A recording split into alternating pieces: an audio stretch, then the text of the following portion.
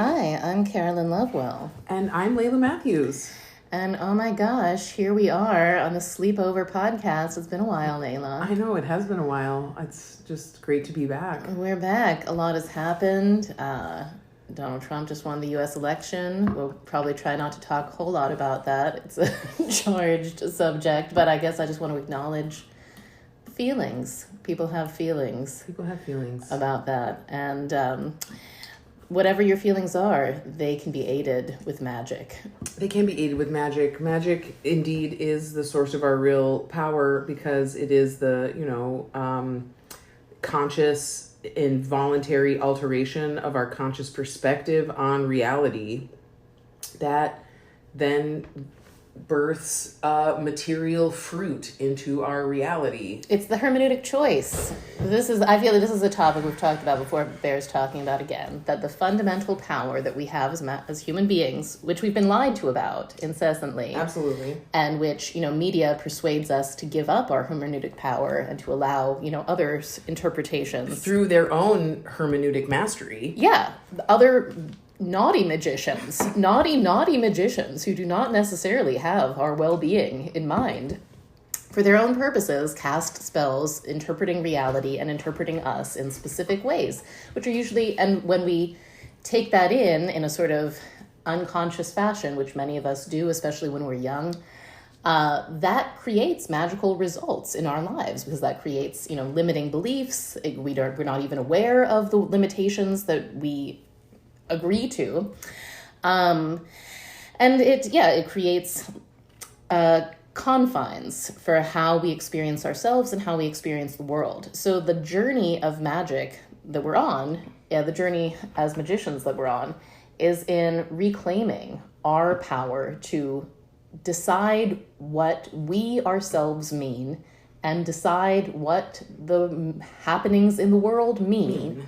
And my recommendation always is, and I think maybe you would agree with this, and you can add on to it, is to find a meaning for myself in the world that's incredibly joyful, incredibly beautiful, because reality unfolds with synchronistically.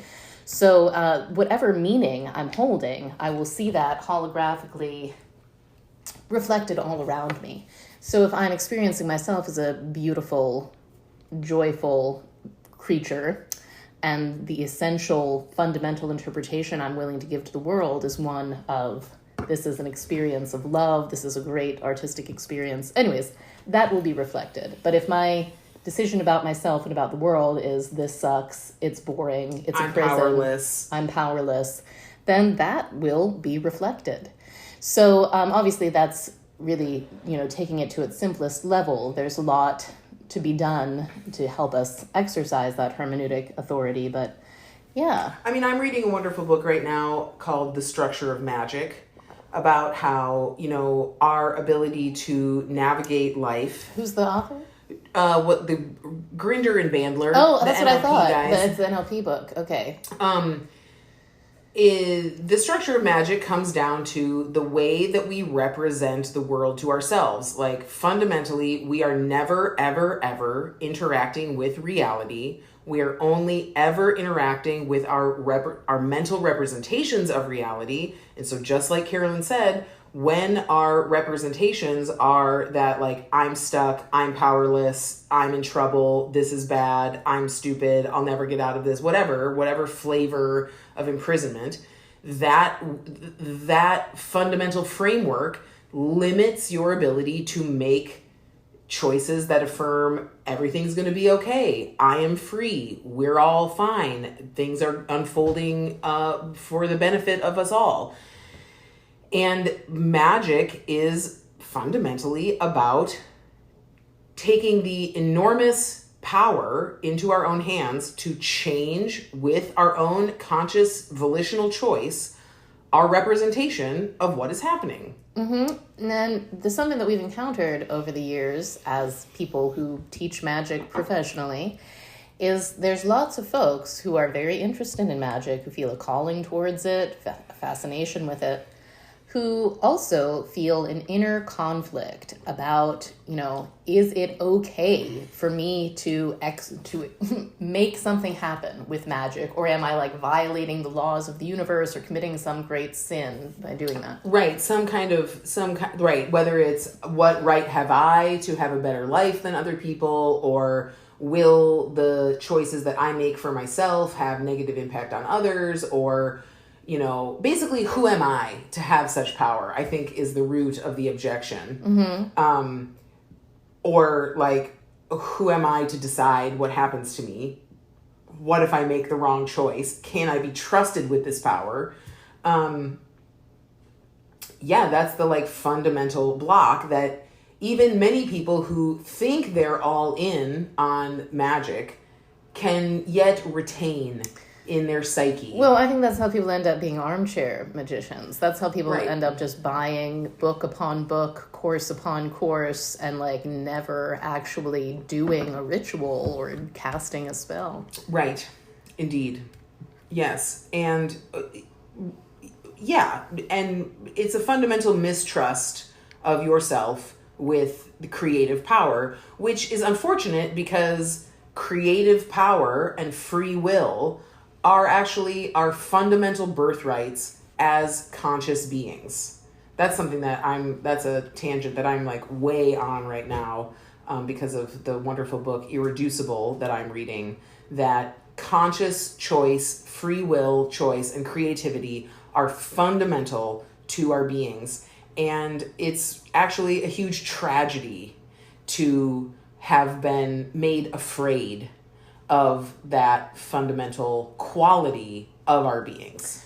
It is a huge tragedy. And I think, that's been the signature of the old aeon, of the age that's passing away. In the Gene Keys, they talk about it or human design, they talk about it as the cross of planning. Like for a while, everybody was just, sort of coordinating themselves under these top-down authorities that were like telling everybody what to do, and this is what you can do, this is what you can believe, this is what you can't believe. If you want our protection. Yeah. Basically like, sort of mafioso style agreement that we're making with the authorities that like in exchange for protection from us, you give up your right to free will and creativity. Mm-hmm. Yeah, that was the deal for a long time, and a lot of us still grew up with that deal. I remember going to Catholic Sunday school, and I remember the nun who was teaching my Sunday school, nobody had updated her about Vatican II. She just didn't get the memo. And so I was like, can I read the Bible? Can you give me a copy of the Bible so I can read it? I was like 11. And she was like, no, you can't read the Bible without a priest with you, which I'm pretty sure Vatican II did away with that. But anyways... She didn't know.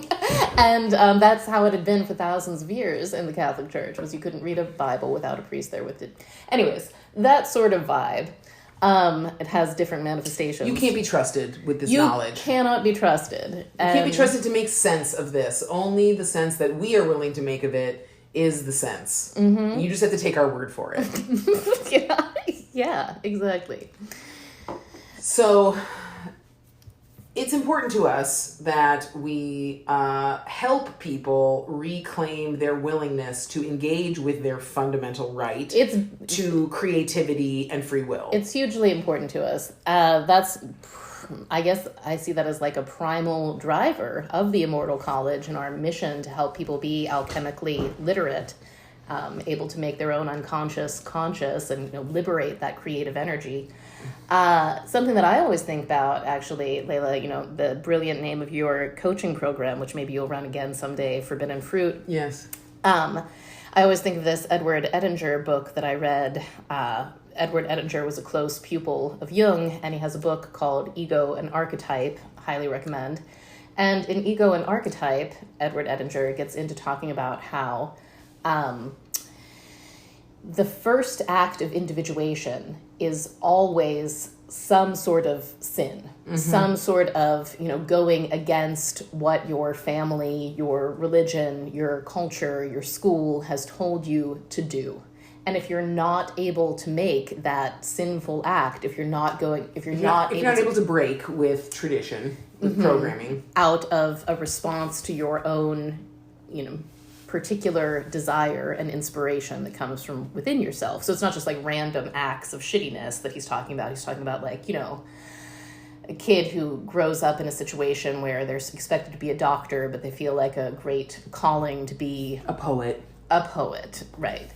And if they don't take that in and act on that, if they just completely give in to just doing exactly what their family says, then they never become, in essence, a real person. They're always this sort of half-incarnated robot driven by external programs. Mm-hmm. They're just not a complete individual. Yeah, they're just running exactly on the social programming, and they're sort of more like a herd animal, which you know, it is the case that is how most of humanity runs, and for many centuries, it's only been the great, the medicine people, the shamans, the artists, the visionaries who've really, to a large degree, broken out of that. But I feel like what we've been realizing in recent times is that it really is on everybody to make that individuating journey and not just leave it to the great geniuses and the medicine people. Like, we all have to be our own medicine people now. Our own personal Jesus. Or else we are going to not just be... There's no comfortable familial existence to live in anymore. Modernity has ripped it out from all of us. Like, you're either going to... Yeah. It's a grim... Well, and it's interesting because the new incarnational cross that human design talks about is the cross of the sleeping phoenix, and one of its signatures is it's in the individual circuit. So we're going from a tribal circuit to an individual circuit, consciousness, like waking up in our planet. And so individuation is the name of the game in the new age. We all have to become individuals. And correct me if I'm wrong, isn't the human design thing that's coming online, it's like living more from the solar plexus center, yes, right? That center is well lit up, yeah. Mm-hmm. So the center of will. Yeah, exactly. And the center of individual desire. Yeah, well, and it's, the cities of it are transparency, which is related to intimacy. So, like, just being transparently who one is as a basis of genuine intimacy with other people. Majesty, just fully inhabiting our true glory. Presence, like really being, like the presence, emanating the like truth of your deepest being, which is identical with the divine. So being a like center of that presence that creates everything. And the final one is the city of freedom.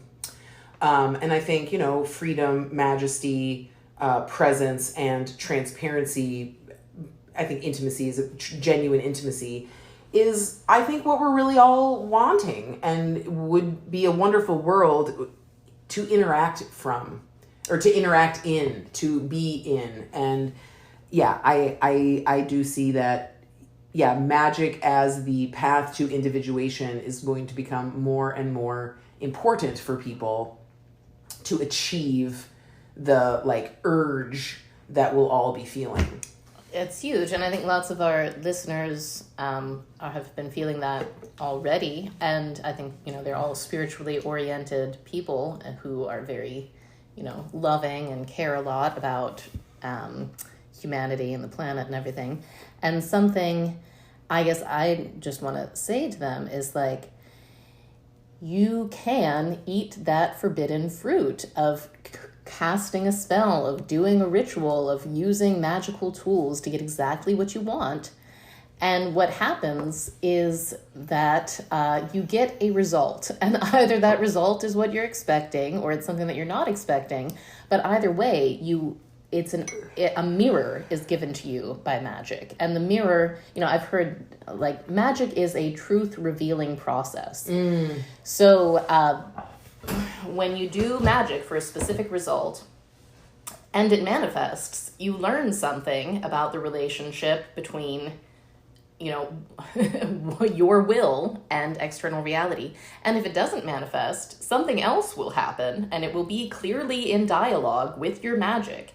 And there will be information in there again, about the relationship of your subjective inner will and, apparent external objective reality. And it's only in that dialogue that conscious awareness grows. I've been listening, oh boy, I could talk endlessly about it, but I've been listening a lot to Stan Tenen again. And he's talking about the Hebrew letters and just basically all language, and the way that all language is a projective relationship between internal thoughts and the external world. And the human hand, is likewise that kind of interfacing between, I think about something and I make it happen with my hands. I manipulate reality with my hands. And so we're always doing magic, and just by speaking, just by saying, Laila, I want you to hand me that.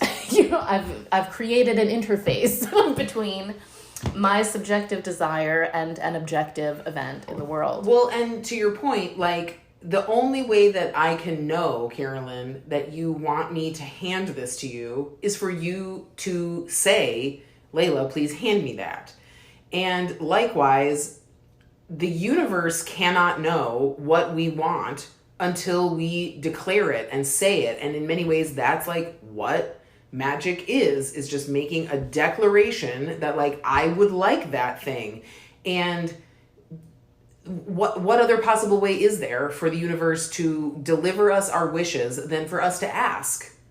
There's Exactly. it doesn't make sense to imagine that it would be otherwise. And I think what people don't realize, because it has been veiled very heavily, is that there's a whole deep tradition within Western esotericism of a way of asking that's very effective and tends to create very clear results, usually getting exactly what you want or some version of it that gives you information about the actual quality of your desiring. Mm-hmm. Because sometimes we're not fully conscious of our desiring. And I think that's a way in which a conflict that holds people back sometimes. They're like, oh, I want to do a love spell, but I'm not sure if I'm completely ready for love, or I'm not sure, But it's like, doing a love spell is actually the fastest way to find out exactly how ready you are. Yeah. Yeah, this is reminding me of a conversation that I just had with a dear client where, she said something along the lines of, like, I really want to know exactly who I am and, like, why I'm doing the things I'm doing. And I think that's, like, ultimately that is the what desire. a high aspiration. Exactly, right. Truly, that is in line with, in my opinion, the absolute telos of the universe is to know what I am. Mm-hmm. So that is the question that God is asking God's self, who am I? And so we all have that as well. But God is asking the question because God doesn't know the answer. And so we ask the question, and, like, the only way that we can gain more knowledge is to ask the question and, like, learn from what happens in response to asking that question. And I guess what I'm trying to get at here is, like, what if we will never arrive at the certain knowing of what we are, but yet we have to be, like, propelled forward towards knowing by taking exploratory action. Humble little baby steps. That's right. I think, exactly. I think with a lot of high-minded people, that drive for ultimate self-knowledge, enlightenment, illumination, is very strong. And I think, ironically, one of the fastest ways to accelerate that drive towards enlightenment is through doing simple sorcery for your own base desires. As long as those are, like, I would say generally normal, healthy human desires. Like, I do have a specific philosophy where, there's plenty of people who really want to, like, smite people with curses or something. And I do think it's generally better to ask oneself, like, what what kind of success would make me happy more than what sort of retribution would give me sick delight. Well, but anyways, but no. The best way to smite your enemies anyway is to wildly succeed beyond their expectations. That's what I'm honestly saying. The best kind that of smiting really that there is in the world. That is the best smiting. So that's what I encourage, is success magic. I've never been a teacher of the smiting magic, but we're damn good at teaching success magic at the Immortal College. And it is fascinating to me because, like I said, magic is a process of intimacy with reality. Magic is a process of looking into the mirror and gaining that knowledge. And when one starts with like, okay, I have this desire for a certain amount of money, I have this desire for a certain kind of partner or a new level of sweetness with my existing partner, or, I desire good health, or, victory in a competition. What are some, I desire sublime dreams. I want to travel to astral realms. I want to get messages from the moon goddess. I mean, all sorts of like relatively small asks, relatively simple, material issues of material human happiness. That's where I think is actually the smartest place to start, and the least, was spiritually bypassy. Because we all have these real desires. Right. We all have real desires for, more money, more fame, more love, more... and asceticism... I don't know. In my experience, asceticism is highly overrated. Dubious. Just... Well, yeah, I mean, I come down to the fact that we're here having this material experience, and that probably can't be a mistake. So enjoying it seems to be the name of the game. And you're going to die anyways, and you could... Anyways. You could peace out then. And also you're as dead as you can ever be. But... Anyways, back to simple acts of sorcery as self-knowledge. That's the easiest and best process that I know for beginning a dialogue that makes the synchronous nature of reality very, very obvious. And maybe I'll tell a little story. I think I've told it before, but it's a great story, so I'll tell it again. Which is, before I got together with my husband, David, I had consulted with my wonderful friend, Rachel Capurso of Aeolian Heart Astrology, about a Venus working that I wanted to do.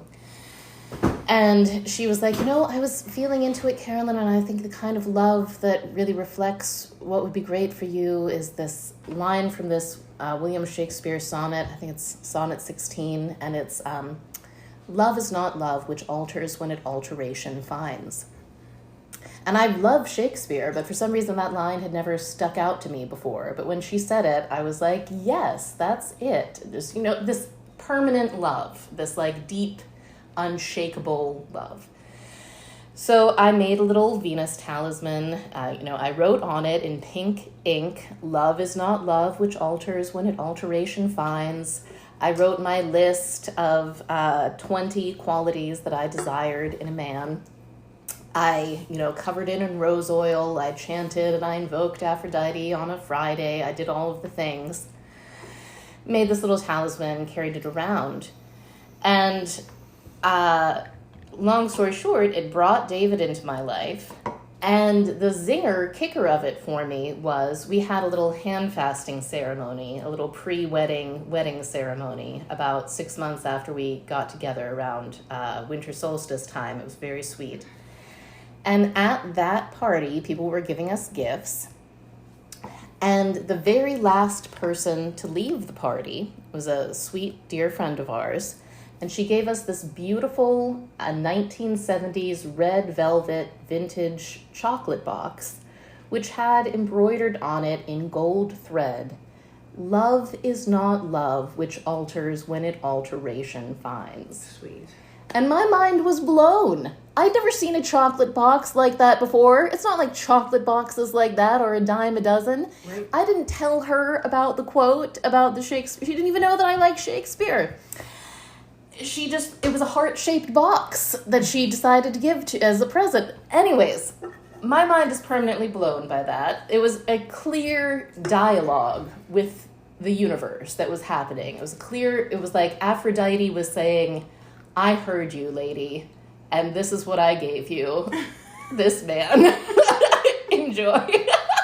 And, you know, we have our ups and downs, but we do have a deep abiding love that we seem to always come back to, and that's pretty amazing, and that's woven into the texture of our relationship, and Magick did that. What a great story. I love that. Yeah.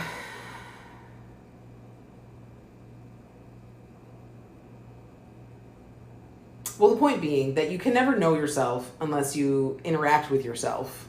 Yeah. You can never find out who and what you are and who and what you really want unless you go about trying to get that and learning therefrom. Right. Desire is desire. I like to say desire evolves through fulfillment. So, like, if I had never done that love spell, I very well might be still a single lady, like, longing and pining for love and marriage, and my desire would still be at the same place.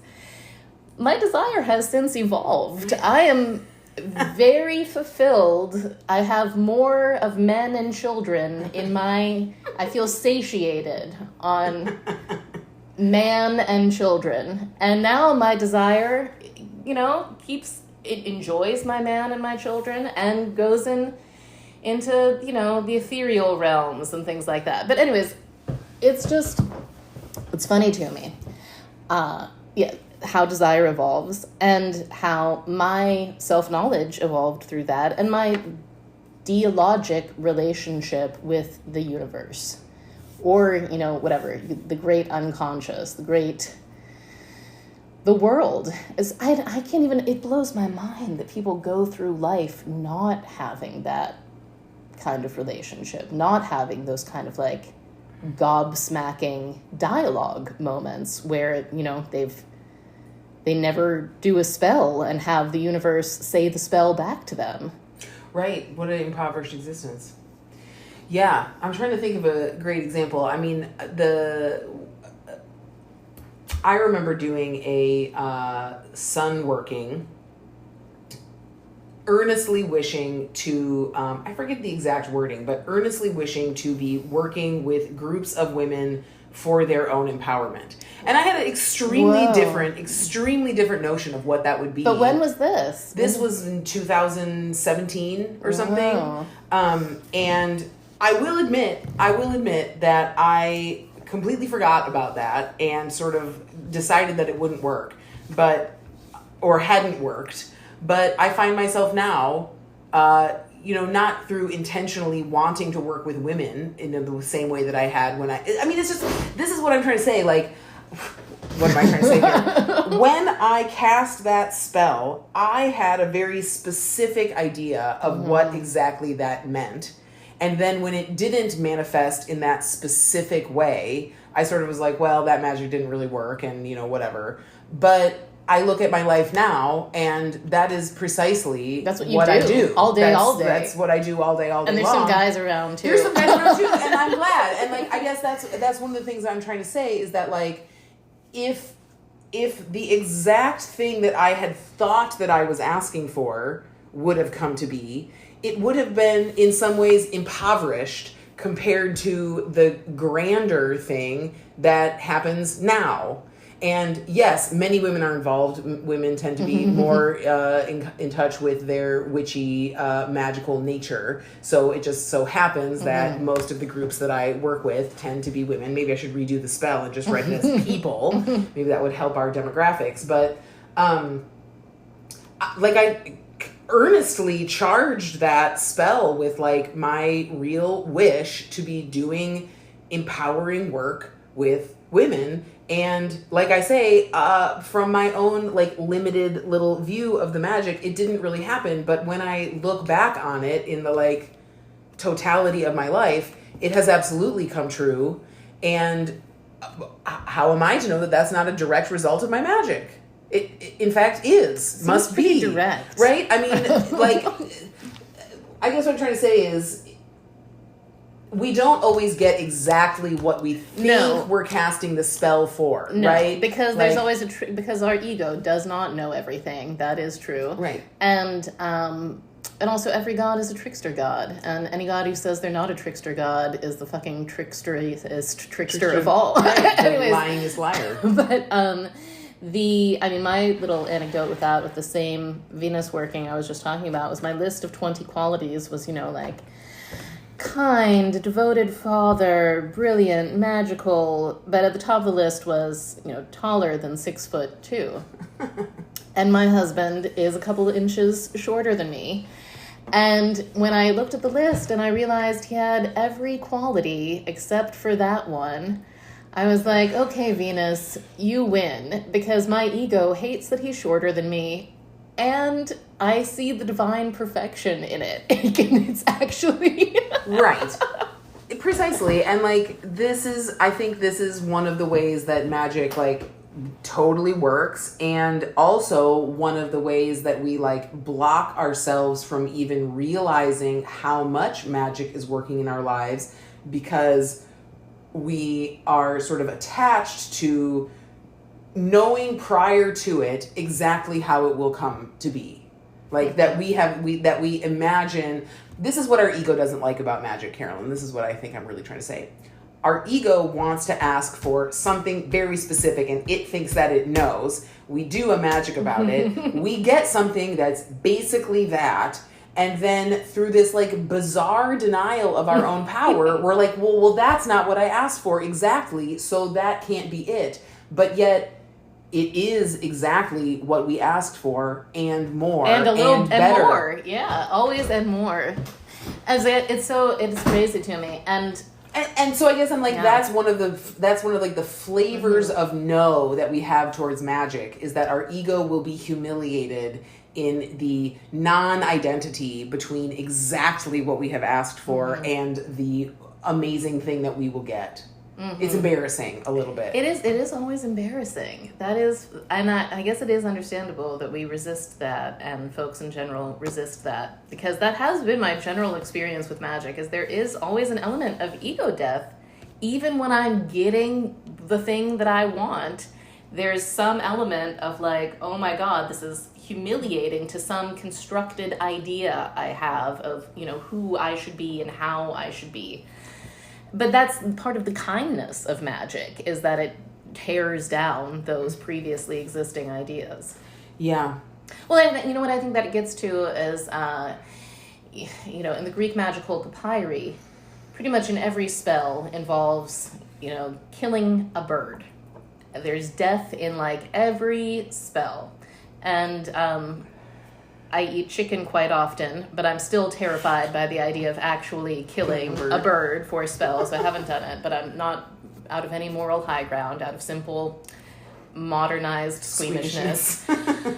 But that's fascinating to me, and as a magician, having experienced a whole lot of ego death, I can see how doing a spell that includes killing a dove in it might even minimize some uncomfortable ego death, because I'm giving the gods the death of this bird instead of the death of my ego.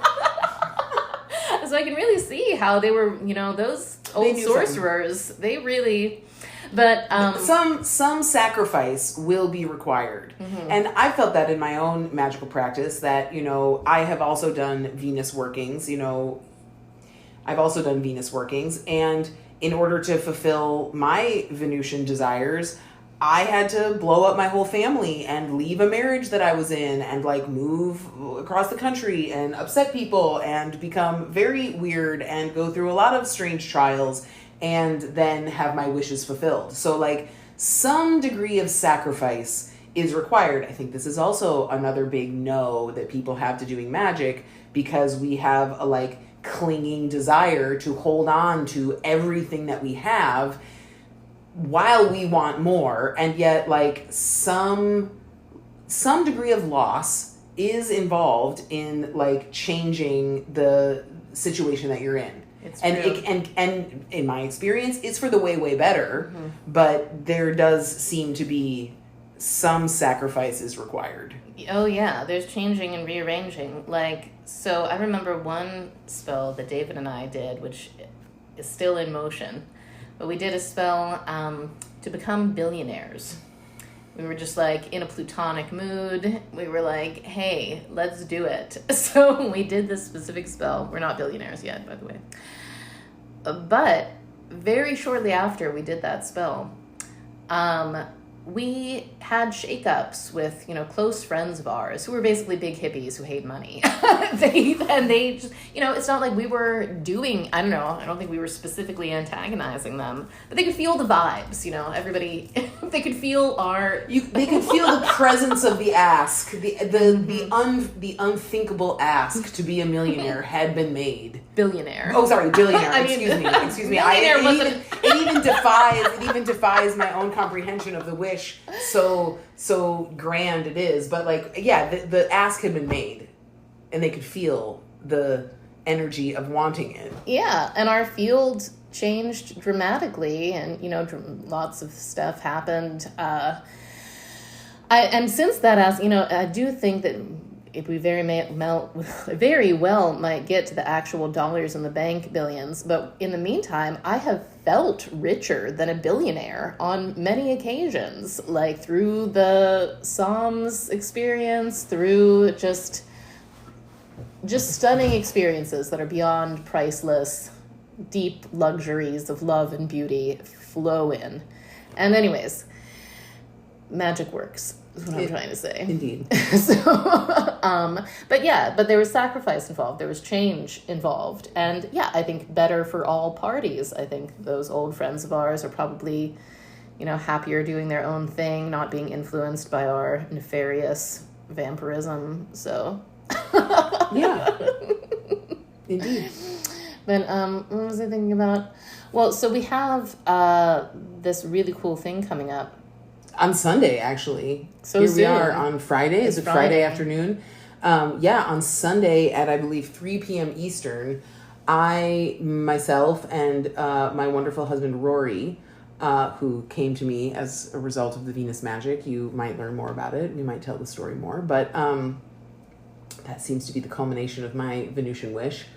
So many chants done to... Anyway, whatever. Just a lot of energy. We are leading a one-day seminar called Will to Magic that will...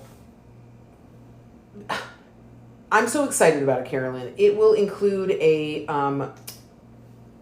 tour through the planetary spheres to get a sense of the wonderful boons and incredible magical powers that these planetary spheres, and I don't even like using the word planets anymore, Carolyn, because it's just so clear to me that planet, I'm looking at my picture of the moon and the sun, and I'm not talking about the fucking orbs in the sky. I'm talking about the deep archetypes of the psyche, the deities. So it'll be an amazing tour through these, rich, fundamental archetypes, and what they have to offer us. What are the boons of Jupiter? What are the boons of Mars? What are the boons of Venus? What incredible power those deities want to express through us and give to us. So it's kind of like a magical open house, a deity open house. And then we will also be doing a spectacular ritual to reconcile everyone's desire to do magic with their hesitations about doing magic, so that the genuine power that's available to us in our the part of us that really wants magic, and the part of us that is also equally powerful that says whoa, hold on, so that those powers can be married and unified in the will to actually receive the boons of the deities in our lives. It's amazing. And what I want to say is, so we have 75 people already signed up. More than 80. More than 80 now. Mm-hmm. Amazing. And so you'll be in good company with lots of cool magic people around the world. And also, you have an astounding track record with these, with the healing ritual work that you're able to do. I just want to emphasize to everybody out there, it's not just I feel like maybe you've been exposed to weak sauce rituals where you go and nothing happens. something is gonna happen. You are going to experience a deep level healing, resolution, a new lease on life, a new perspective, because Laila knows how to do the good. Well, I'm humbly admitting here that I have come to a very deep understanding of what magic is and how it works, and it can be done simply in the course of a couple hours. Incredible shifts in one's inner possibilities can happen very quickly and rapidly.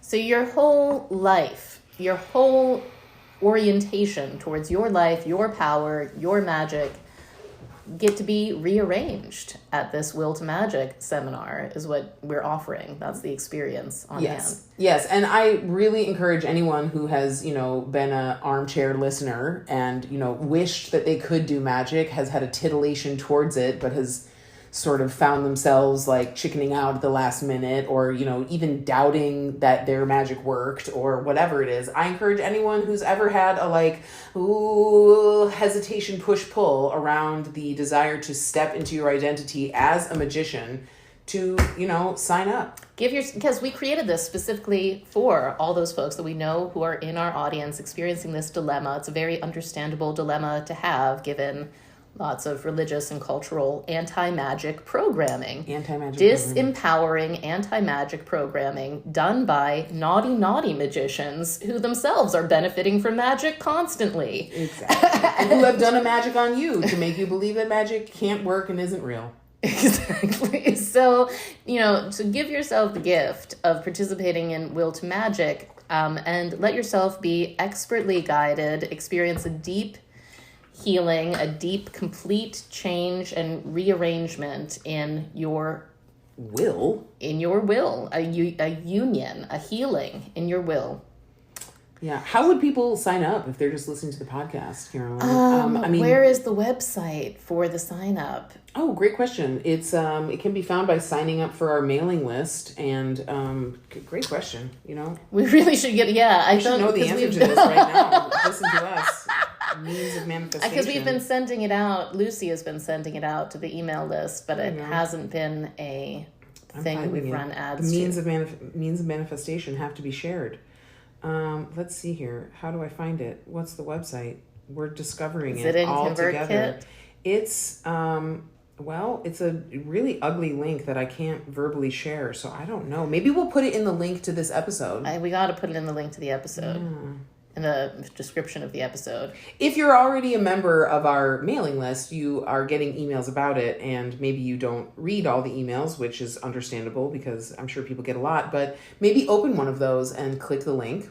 Yeah, you can search Will to Magic in your inbox if you are on our email list already. If you're not on our email list already, you should definitely go to theimmortalcollege.com and join our email list, because you will find out we send all sorts of cool lessons and, thought-provoking things about magic out. And also you get all of the, opportunities to join us. Yeah. So... And we'll put a link in this episode's description. Yes, we will. Indeed. And I think we've sort of covered the topic for today. Yeah. All right, everybody. So... it's Friday, so we do hope that you plan to join us on Sunday for Will to Magic. The 10th of November. The 10th of November, 2024. It will be live. You will want to be there live.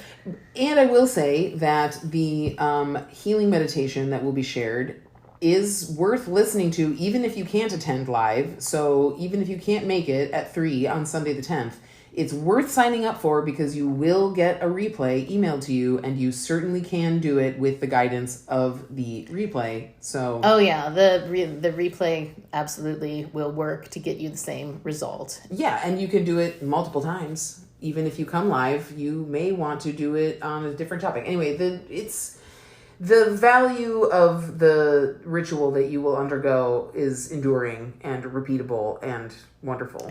Yeah, and maybe I'll just mention, after you do Will to Magic, we have another exciting offer for you that actually I think is going to be announced at Will to Magic. Indeed. So there's a special announcement that you'll be the first to hear about when you come to Will to Magic. Exactly. Okay, everybody. Well, thank you for listening. Please like the episode, share the podcast, comment. That helps us with the algorithms. We do need to get into our Spotify comments and reply to people someday, Laila.